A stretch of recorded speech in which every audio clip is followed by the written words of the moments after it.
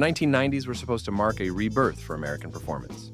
The malaise era was over, fuel injection had arrived, and Detroit promised a return to glory. But not every car wearing a performance badge delivered on that promise.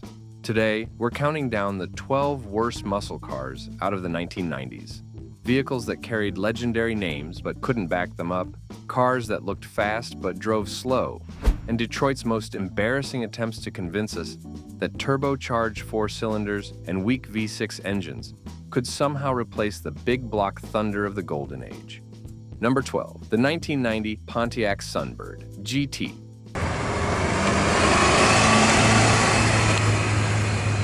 Pontiac had built its entire reputation on performance. From the GTO that invented the muscle car segment to the Firebird Trans Am that defined an era, the Sunbird GT represented how far that proud heritage had fallen by 1990.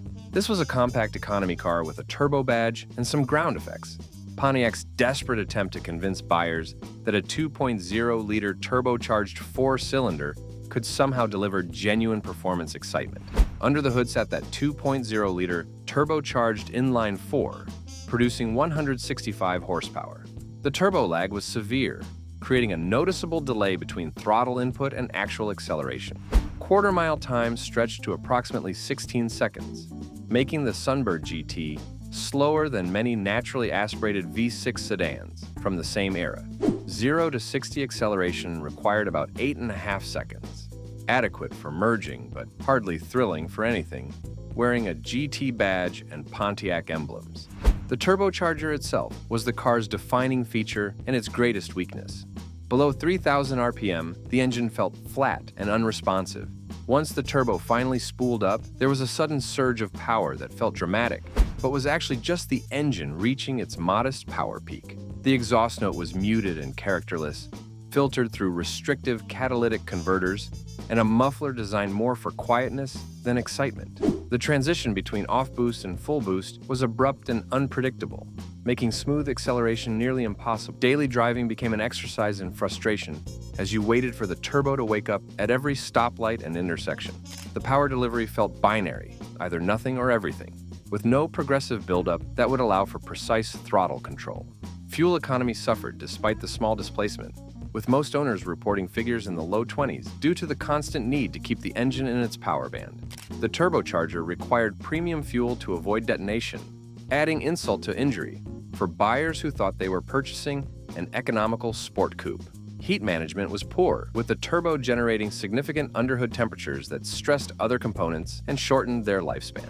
The intercooler was undersized and inefficiently packaged, leading to heat soak during repeated acceleration runs. The boost control system was crude by modern standards, occasionally delivering inconsistent power levels that made the car feel even more unpredictable. The wastegate would occasionally stick or malfunction, either limiting boost pressure below the intended level or allowing dangerous overboost conditions. Oil consumption increased as the turbo aged, with many examples requiring a quart between oil changes by 50,000 miles. The handling was competent for an economy car, but nowhere near what you'd expect from something claiming sporting intentions. The suspension was soft and compliant, prioritizing ride comfort over any kind of dynamic capability. Body roll was excessive in corners, the steering was over-assisted and numb, and the chassis never felt truly sorted or confidence-inspiring. Inside, the Sunbird GT attempted to create a sporting atmosphere, with special trim and badging. The reality was typical General Motors parts bin assembly, with cheap plastics, uncomfortable seats that provided minimal support, and a dashboard that looked dated even when the car was new. Pontiac charged a premium for the GT package, but buyers received very little substance for their extra money beyond some appearance modifications and a temperamental turbocharger. Number 11, the 1991 Dodge Spirit RT.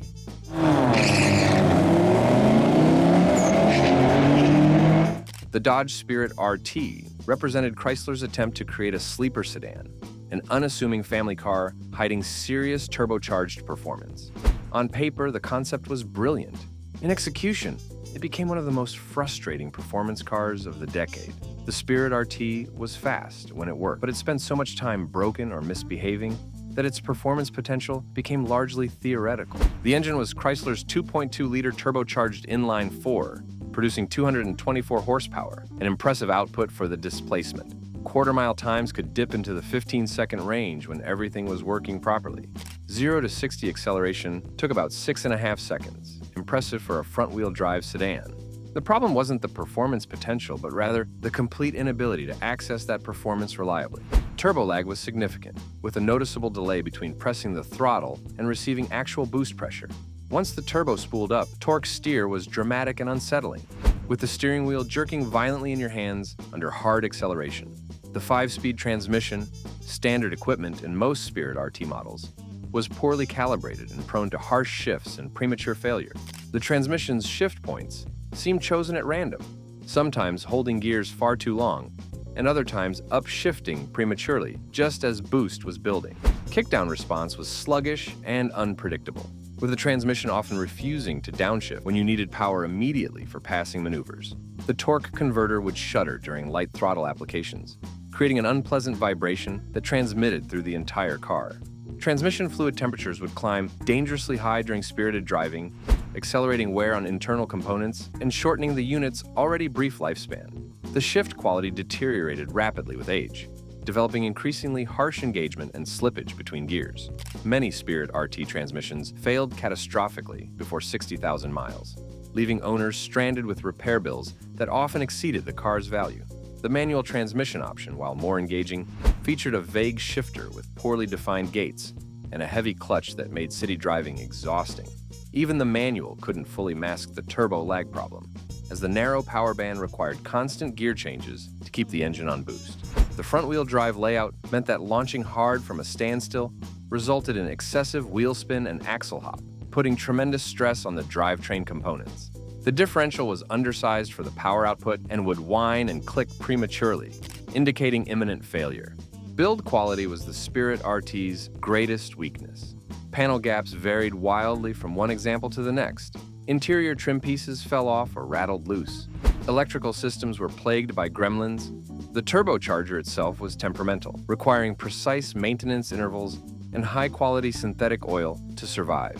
The interior was pure rental car-grade Chrysler, with cheap plastics throughout, seats that provided minimal support, and a dashboard that looked like it came from a fleet vehicle. The materials wore terribly, with seat bolsters collapsing and dashboard plastics cracking within just a few years. Reliability issues extended beyond just the engine. The transmission would fail prematurely, often requiring replacement before 50,000 miles. The head gasket was prone to failure, leading to expensive repairs. The turbocharger itself would fail, sometimes catastrophically, sending metal shrapnel through the intake system. Today, surviving Spirit R/T examples are extraordinarily rare, not because they're collectible, but because most were driven into the ground and scrapped when repair costs exceeded their value. Number 10, the 1995 Chevrolet Lumina Z34. General Motors tried to convince America that the Lumina Z34 was a legitimate performance sedan, a front-wheel drive family car transformed into something exciting through aggressive styling and a powerful V6 engine. The reality was a heavy, nose-heavy sedan that looked far more aggressive than it actually performed. The engine was a 3.4-liter dual overhead Cam V6, producing 210 horsepower, impressive numbers for a V6 of that era. Quarter-mile times hovered around 16 seconds. Adequate but hardly exciting for a car marketed as a performance machine. 0 to 60 acceleration took approximately 7.5 seconds. The engine note was coarse and uninspiring, with the V6 producing more noise than character at higher RPM.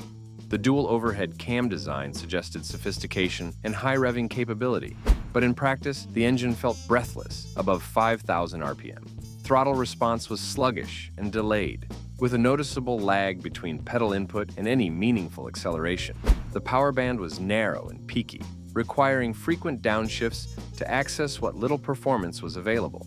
Vibration was noticeable at idle and became increasingly intrusive as engine speed climbed, transmitting through the steering wheel and seats. The intake system produced a hollow, synthetic sound under acceleration that fooled nobody into thinking this was a performance engine. Oil consumption became an issue as the engine aged, with many examples requiring regular top-offs between scheduled maintenance intervals. The valve train was noisy, producing a mechanical clatter that grew louder with mileage and suggested questionable durability. Fuel economy was disappointing despite the V6 configuration. with most owners reporting figures barely better than contemporary V8-powered muscle cars. The engine management system was crude, often delivering stumbles and hesitations during part throttle acceleration. Heat soak was a persistent problem, with the engine losing noticeable power after just a few hard acceleration runs as intake temperatures climbed. The Lumina's greatest weakness was weight. At 3,400 pounds, the Z34 was simply too heavy for its available power. The weight was concentrated heavily over the front axle, creating terrible understeer in corners and a nose-heavy feel in all driving situations. The handling was wallowy and disconnected, with excessive body roll and steering that provided almost no feedback. The front-wheel drive layout meant significant torque steer under hard acceleration. The automatic transmission, the only option in the Lumina Z34, was poorly calibrated with slow, mushy shifts that sapped whatever performance potential the engine offered. Inside, the Lumina Z34 featured aggressive bucket seats with prominent bolstering. The reality was typical GM cost-cutting, with cheap plastics throughout, a dashboard that looked generic and dated, and materials that wore poorly even under normal use. Build quality was inconsistent, with some examples feeling reasonably solid, while others developed numerous rattles and squeaks. The exterior styling was the Lumina Z34's most successful element, and even that was questionable. The problem was that the styling wrote checks the chassis couldn't cash. The Lumina Z34 looked like it should be fast, like it should handle well. Instead, it delivered a disconnected, nose-heavy driving experience that felt more like an overweight economy car than anything approaching a genuine performance machine. Number 9. The 1990 Mercury Cougar XR7.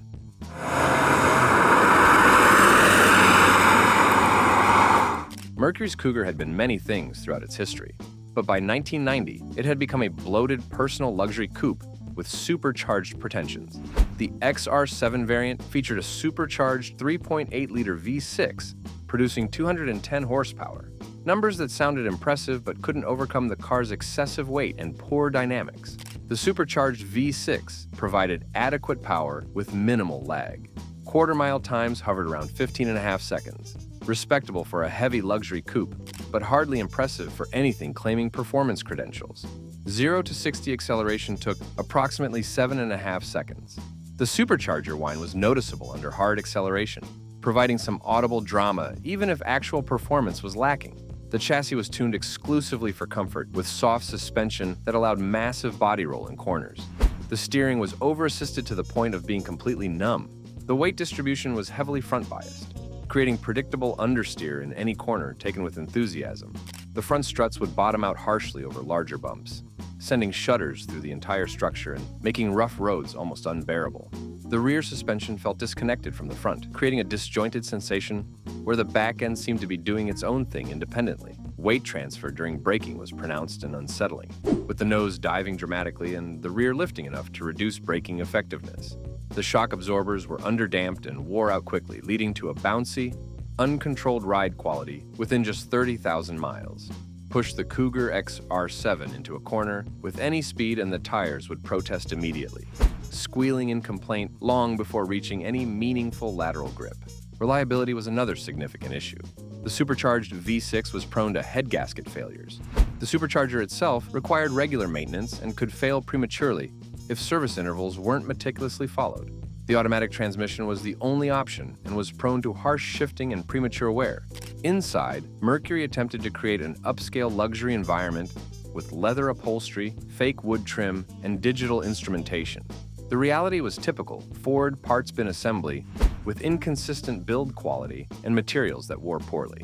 The digital dashboard was temperamental and prone to partial or complete failure.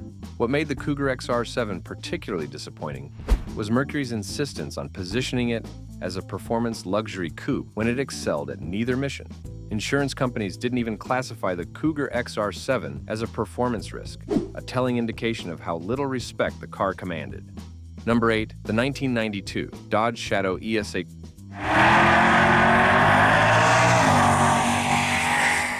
Chrysler's K-Car platform spawned numerous variants throughout the 1980s and early 90s, and the Shadow ES represented one of the company's attempts to create something sporty from fundamentally economy car bones. The turbocharged 2.2-liter inline-4 produced 150 horsepower, adequate power for a light car, but hampered by turbo lag, torque steer, and the shadows fundamentally compromised dynamics. Quarter-mile times hovered around 16 seconds. 0 to 60 acceleration took approximately 7.5 seconds when everything was working properly. The turbocharger created significant lag below 3,000 RPM, making the car feel sluggish in normal driving. Once boost pressure built, acceleration was adequate, but accompanied by dramatic torque steer that made the steering wheel jerk violently in your hands. The suspension was barely upgraded from the base shadow, resulting in a car that handled like the economy vehicle it fundamentally was. Body roll was excessive, the steering was over-assisted and numb, and the overall chassis balance was compromised by the nose-heavy weight distribution. Build quality was typical Chrysler K-car derivative, which is to say, poor. Panel gaps were inconsistent, interior trim pieces rattled and fell off, and the overall construction felt flimsy and cheap. The interior featured hard plastics throughout, seats that provided minimal support, and a dashboard that looked generic and dated. Reliability issues were common, particularly with the turbocharged engine. The head gasket was prone to failure. The turbocharger could fail prematurely, and the automatic transmission was temperamental and prone to harsh shifting. Many Shadow ES models developed significant rust within just a few years of ownership. What made the Shadow ES particularly disappointing was how little Chrysler invested in actually making it a proper performance car. The turbo engine was borrowed from other applications with minimal optimization for the Shadow platform. Today, surviving Shadow ES examples are extraordinarily rare, with most having been driven into the ground and scrapped when repair costs exceeded their minimal value. Number 7. The 1993 Ford Thunderbird LX.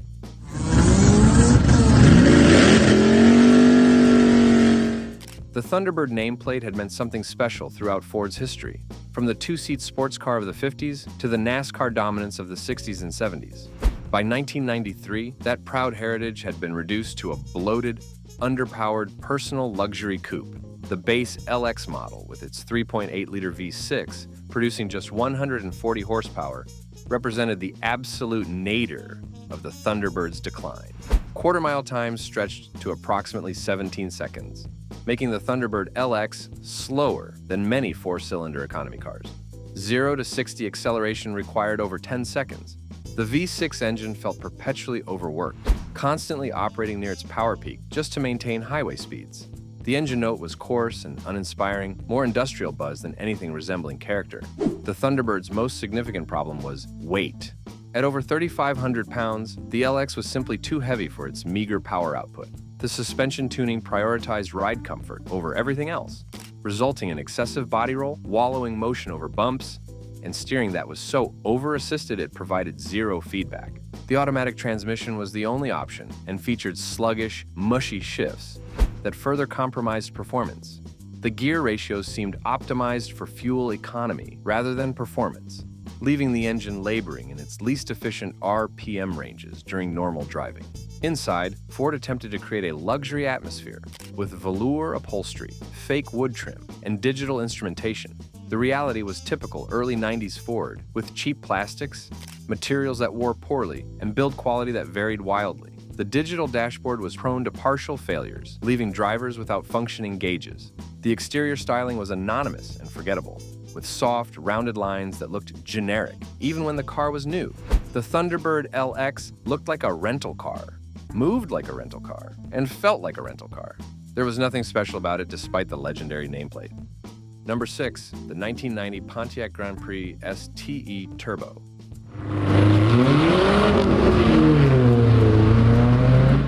Pontiac's attempts to maintain some performance credibility in the early 1990s led to some genuinely questionable decisions, and the Grand Prix STE Turbo represented one of the most misguided.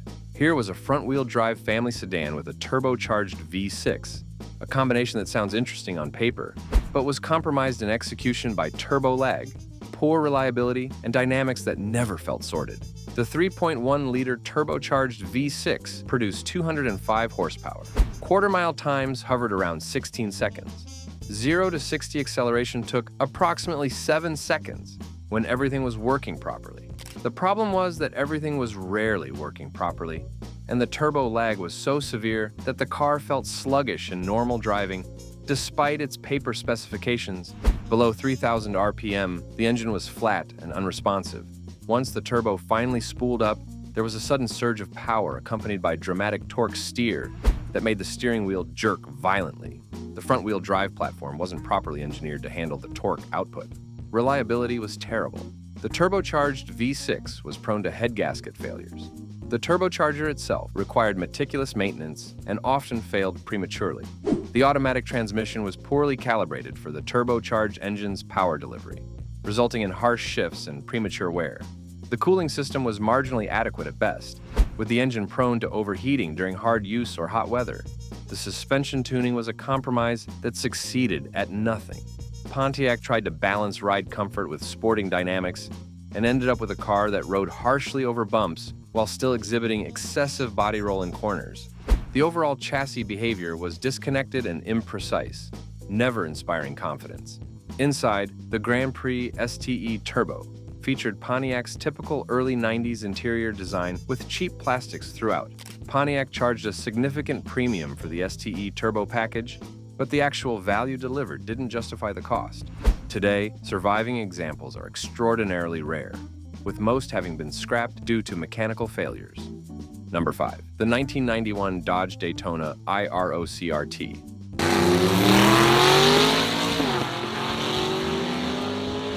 Chrysler's attempts to maintain the Daytona nameplate's performance credibility resulted in some genuinely questionable vehicles, and the IROC RT variant represented perhaps the most compromised.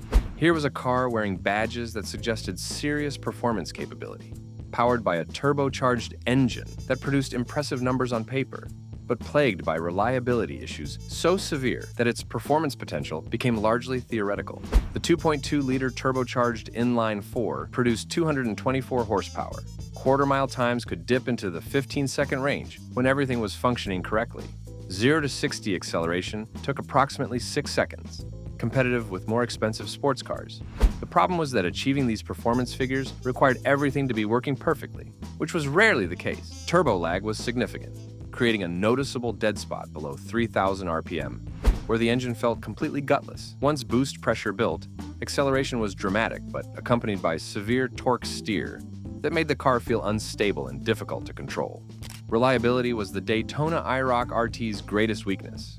The turbocharged engine required meticulous maintenance with synthetic oil and frequent service intervals.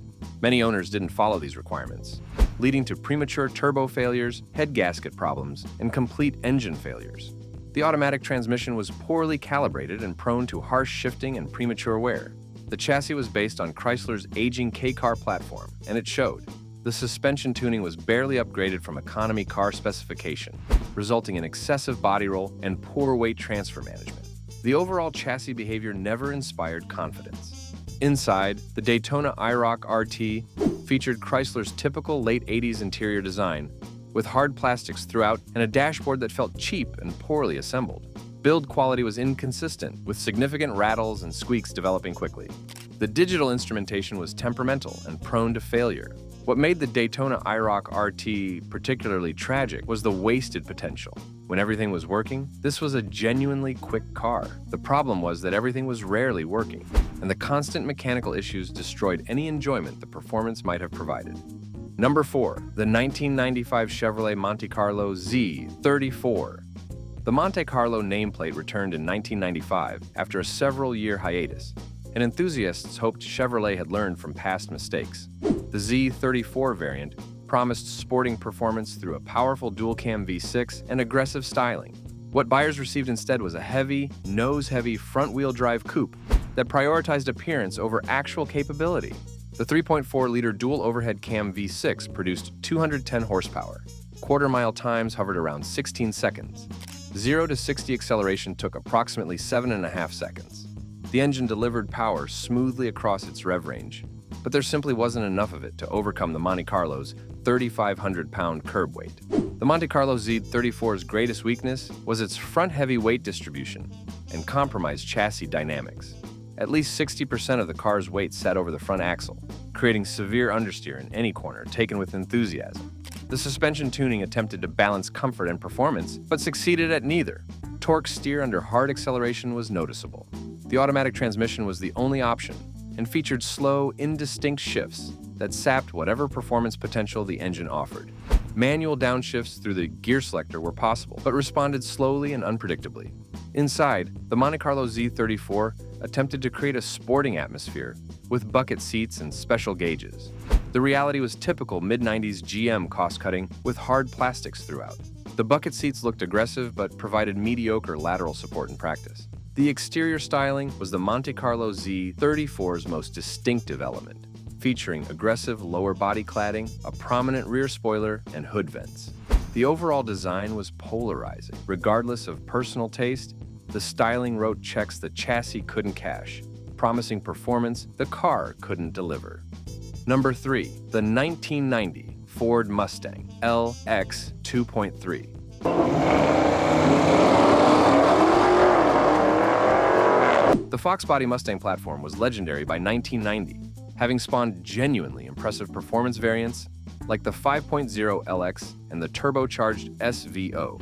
The base model, LX, with its 2.3-liter four-cylinder engine, represented the opposite end of the spectrum, a Mustang so slow and uninspiring that it damaged the nameplate's credibility. The 2.3-liter inline four-cylinder engine produced just 105 horsepower. Quarter-mile times stretched to approximately 18 seconds, making the base LX slower than virtually any vehicle with sporting pretensions. 0 to 60 acceleration required over 11 seconds. The engine note was buzzy and unpleasant, producing mechanical thrashing sounds rather than anything resembling character. The four-cylinder engine struggled to move the Mustang's 2,800-pound curb weight with any sense of urgency. Highway merging required extensive planning and a long acceleration lane. Under hard acceleration, the four-cylinder would buzz unpleasantly while delivering minimal forward progress. The chassis dynamics offered no compensation for the dismal powertrain. The car exhibited excessive body roll in corners, the steering was over-assisted and numb, and the overall chassis balance felt compromised. Everything about the driving experience felt cheap and unfinished. Inside, the base LX featured Ford's typical late Fox body interior with hard plastics throughout, basic cloth seats that provided minimal support, and a dashboard that looked dated even in 1990. Ford charged a significant premium for the Mustang name, but base LX buyers received almost nothing to justify that cost. What made the base LX particularly frustrating was the existence of genuinely good Mustangs on the same platform. The 5.0 LX with its V8 engine was a legitimate performance car, affordable and capable. Today, four-cylinder Fox body Mustangs have almost no collector interest, overshadowed completely by their V8 siblings. Number 2, the 1994 Pontiac Firebird V6.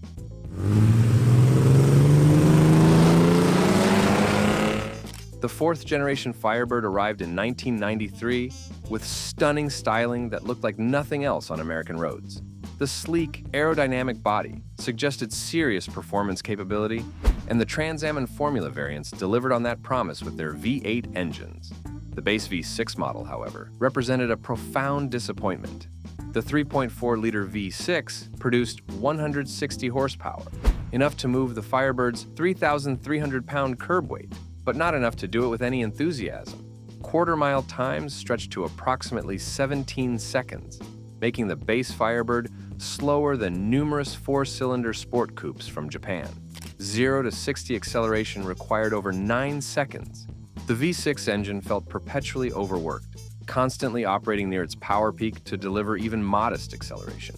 The engine note was coarse and uninspiring. There was no exhaust rumble, no mechanical drama, just a buzzy industrial sound that reminded you this was an economy engine in a performance car's body. The chassis represented the only bright spot. The fourth-generation Firebird platform featured genuinely modern suspension design with fully independent rear suspension. The steering offered reasonable feedback. A skilled driver could extract some enjoyment from the Firebird V6 through twisty roads, even if the engine couldn't provide any thrills. The problem was that the Firebird's stunning exterior styling created expectations the V6 powertrain could never meet. This was one of the most aggressive, purposeful-looking cars on American roads. Then, you'd drive it and discover an engine that barely made more power than a contemporary Camry. The disconnect between appearance and reality was so profound, it felt like a betrayal. Inside, the Firebird attempted to create a cockpit atmosphere with its distinctive wraparound dashboard. The reality was typical GM cost-cutting, with hard plastics throughout. The seats looked aggressive, but provided mediocre support in practice. What made the Firebird V6 particularly frustrating was the knowledge that genuine performance was available in the same basic package. The V8-powered Trans Am and Formula variants were genuinely quick cars. Today, V6 fourth-generation Firebirds have minimal collector interest, completely overshadowed by their V8 siblings. Number 1. The 1994 Chevrolet Camaro V6.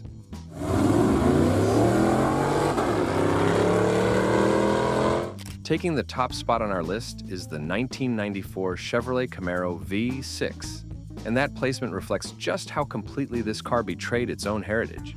The fourth-generation Camaro arrived with stunning styling that suggested genuine performance capability, but the base V6 model delivered an experience so underwhelming it remains embarrassing 3 decades later. The 3.4-liter V6 produced 160 horsepower, barely adequate for moving the Camaro's 3,300-pound curb weight. Quarter-mile time stretched to approximately 17 seconds, making the base Camaro slower than contemporary 4-cylinder sport coupes from Honda, Toyota, and Nissan. 0 to 60 acceleration required over 9 seconds. The engine note was the final insult. The 1994 V6 sounded coarse and uninspiring. There was no rumble, no thunder, just industrial thrashing that reminded you this was an economy engine, struggling to move a performance car's body. The chassis showed genuine promise that the powertrain completely squandered. The fourth-generation Camaro platform featured modern suspension design, with independent rear suspension. The steering offered decent feedback, the chassis balance was neutral. The problem was that without adequate power, all of that chassis sophistication went largely unused. The most tragic aspect of the Camaro V6 was its stunning exterior design. The fourth-generation body style was dramatic and purposeful, with aggressive styling that looked fast standing still. Then you'd drive it and discover that all of that visual drama was completely hollow. Style without substance, appearance without reality. Inside, the Camaro featured GM's typical mid-90s interior design with hard plastics throughout. The seats looked sporty, but provided mediocre lateral support. The dashboard featured distinctive styling, with the gauge cluster integrated into the center stack. Visibility was poor due to the low seating position and thick pillars. What makes the 1994 Camaro V6 the worst muscle car of the 1990s is the complete package of disappointment. From the stunning styling that created impossible expectations to the underwhelming powertrain that could never meet those expectations. This was a car that should have been special, that looked special, that wore one of the most legendary nameplates in American automotive history. The V6 Camaro existed primarily as a price leader, providing an entry point into Camaro ownership for buyers who couldn't afford the V8 models. The problem was that the V6 powertrain was so inadequate that it made the entire package feel like a fraud. The car's dramatic appearance created expectations it could never fulfill. Today, V6 fourth-generation Camaros have minimal collector interest, completely overshadowed by the Z28 and SS variants that actually delivered the performance their appearance promised. The 1994 Camaro V6 deserves its place at the top of this list because it represents the greatest disconnect between appearance and reality, the most profound betrayal of nameplate heritage. The 1990s promised a performance renaissance after the darkness of the malaise era, and by the end of the decade, that promise was largely fulfilled. But the early and mid-90s were filled with missteps and disappointments. These 12 cars represent the bottom of that barrel. Legendary nameplates attached to underwhelming vehicles, aggressive styling wrapped around disappointing powertrains. Which of these disappointing machines do you remember? Drop your stories in the comments below, and if you love honest automotive history, hit that subscribe button. Until next time, remember that even in the worst cars, there are lessons about what makes the great ones truly special.